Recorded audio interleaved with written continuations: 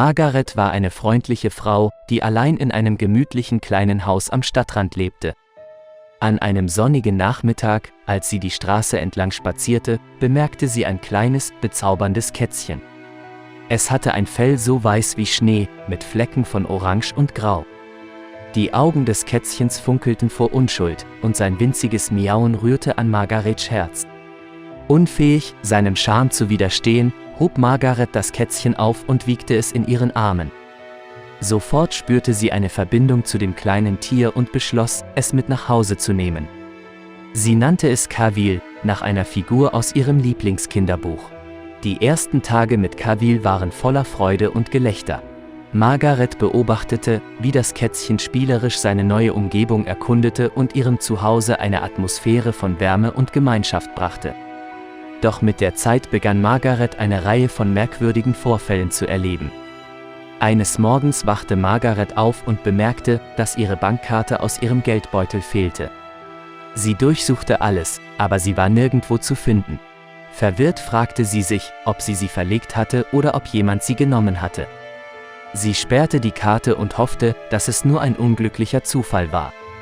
Ein paar Tage später stellte Margaret fest, dass ihre Brille verschwunden war. Ohne Brille war ihre Sicht verschwommen, was es ihr schwer machte, alltägliche Aufgaben zu erledigen. Sie durchsuchte ihr Haus verzweifelt danach. Es schien, als hätte das Unglück Einzug gehalten in ihr Zuhause. Die Vorfälle nahmen eine beängstigende Wendung, als Margaret mitten in der Nacht vom Geräusch fließenden Wassers aufwachte. Sie tappte zum Badezimmer und sah, dass der Wasserhahn voll aufgedreht war, Wasser lief auf den Boden. Panisch drehte sie ihn schnell ab, ihr Herz raste vor Angst. Sie erkannte, dass die Folgen katastrophal hätten sein können, wenn sie nicht aufgewacht wäre. Margaret konnte das Gefühl nicht abschütteln, dass etwas Übernatürliches für diese Vorfälle verantwortlich war. Eine düstere Vorahnung lag schwer in der Luft. Doch ein eigenartiges Detail fiel ihr auf: Kavil, das neckische kleine Kätzchen, schien immer in der Nähe zu sein, wenn diese Vorfälle passierten. Margaret begann zu vermuten, dass ihr süßer Begleiter auf irgendeine Weise darin verwickelt sein könnte. An einem Abend, als Margaret auf dem Sofa saß und nachdachte, schoss Kavil durch den Raum und wedelte spielerisch mit ihren Beinen. Sie stolperte und wäre beinahe gefallen, ihre Verdächtigungen wurden stärker.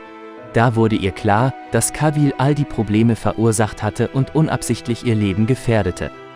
Entschlossen, die Situation zu lösen, schmiedete Margaret einen Plan. Sie wusste, dass sie Kavil konfrontieren und sich selbst schützen musste. Am nächsten Morgen wachte sie auf, bereit für ein ernsthaftes Gespräch mit ihrem gefiederten Freund. Aber zu ihrer Überraschung war Kavil nirgends zu finden. Liebe Freunde, wenn euch das Video gefallen hat, setzt ein Like und abonniert den Kanal.